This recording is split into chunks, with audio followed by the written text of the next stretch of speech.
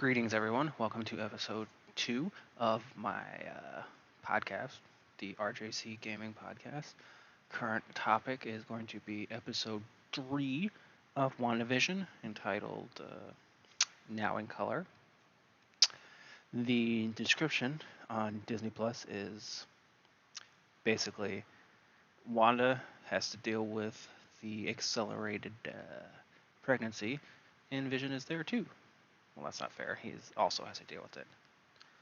Um, it's pretty much a bottle episode, just because of it all takes place inside the, I guess, Maximoff household, since Vision doesn't really have a last name. Vision slash Maximoff house. It's all pretty standard. I mean, if you're well versed in the comics, you know pretty much like what's gonna happen. I mean, there's some hijinks, what with Geraldine and the Doctor. It's I don't want to say it's standard, but it's pretty not tropey either. But it does not parody, but I guess satirize the 70s sitcoms, because now it is in the 70s, as the two previous episodes have been based on the 50s and 60s sitcoms in those eras. So I mean, it's all pretty. I don't want to say it's all like it's rife with hackneyed jokes, but there's some pretty obvious jokes in there towards the beginning, where with Vision talking about fruit size, which is pretty funny. It's pretty clever. Um, let's see, and then once it all progresses fairly quickly because Wanda's powers start going crazy. But once they start talking about children's names, about halfway through, and he brings up Billy. Vision does. He brings up Billy, and then Wanda brings up Tommy, which is very weird, like just random names to pull. It's like Billy and Tommy. It's like, okay, they're names, but they are the names of Wanda's children in the comics. Billy being Asgardian slash Wiccan, Tommy being Speed. And that was the first thought that crossed my mind. It's like, huh, Billy, Tommy. Oh, those are the names for kids. So I was like, okay, you know what, fine, whatever. She can have a kid. I was figuring, they eventually could have, or they would have, I figured, just one kid. But when when they revealed she was pregnant at the end of the episode of last season, I was like, they're gonna they're gonna bring her kids in. But then as soon as they said Billy or Tommy, I was like, oh yeah, she's having twins, and they're gonna be Billy and Tommy, because that's just the way it rolls, the way the cookie crumbles. Um, there's a lot of hijinks, again, as I mentioned, with Geraldine and the craziness that's popping off in the household. And Vision starts to notice that things are getting weird. First, when he sees his neighbor, sawing through concrete, and he's like, "Wait a minute, hold up." And then he questions Herb, and Herb is like, "Yeah, whatever," and then he just sort of moves on, because he's still under Wanda's power. He's a pretty powerful being, but he's not powerful enough to evade Wanda, because Wanda is like one of the no, actually she is like, if she's not the most powerful being in the MCU, she is like top 5, easily top 5. But let's see, where's it going with that, Lace? And he proves that's proven when the whole skip happens, and he starts to question her, and then it just skips back like 10 seconds. At first, I was like, huh, what the hell? Is that internet acting up? Like, no. That was definitely wanting to be like, no. Just, which, again, happened at the end of last episode, when she says no and just rewound time and didn't want to deal with that. Okay. That comes into play at the end of this episode, when Geraldine has to rush home. Which they kind of show it in the trailers without context. But I mean, now that we have the context, it totally makes sense. So shit does start to crack. There are cracks in the seams, and they're starting to show because Wanda, while very powerful, doesn't think things through.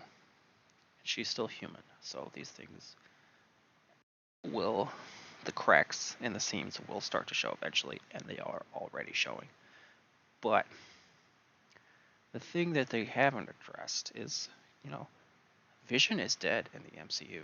Like at the end of Endgame, the last MCU movie, well, that's not technically the last one would be Far From Home, but he's still dead at the end of that. Like he is dead, and they're gonna have to address it. I mean, they kind of do with the trailer. There's that whole bit between Agnes and him, like, oh, she's like, oh, I'm dead, and he's like, why would you say that?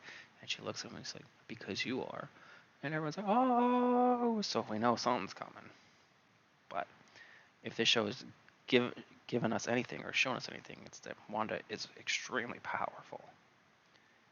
Like extremely, like I said, top 5 MCU, even cosmically, like bam, like without a doubt. So let's see. And she proved this by willing into existence 2 beings. She just like, oh, I'm pregnant. Oh, baby. Oh, nope, 2 babies. So, I mean, it's just really cool that they're committing to Wanda being like the committing to the power level that she has in the comics. Like they're going full on. Like, yeah, she is that powerful. So that's cool. It'll be interesting to see where it goes from here. And especially since, they've been, the neighbors were tiptoeing around everything, Agnes and her, but they're just like, don't want to say anything to Vision because they don't want to get ejected like Agnes was, or not Agnes, like Geraldine was, or worse, because with Wanda, she's so who knows what she could do. Who knows? It was an interesting episode, kind of not necessarily filler, but and I don't want to say it wasn't exciting either. It's just sort of like more world building with slight answers. It's like, okay, it's like a pyramid. The first 2 episodes laid the foundation. Now everything's they're building up to it, off of it. But it's like 1, 2, 3. But they had to fill in a little more. So I don't know. It'll be interesting to see where it goes. Absolutely. So let's see. Yeah, I'm very excited for the rest of the season, especially if they're gonna do go into the '80s sitcoms, which will be a little more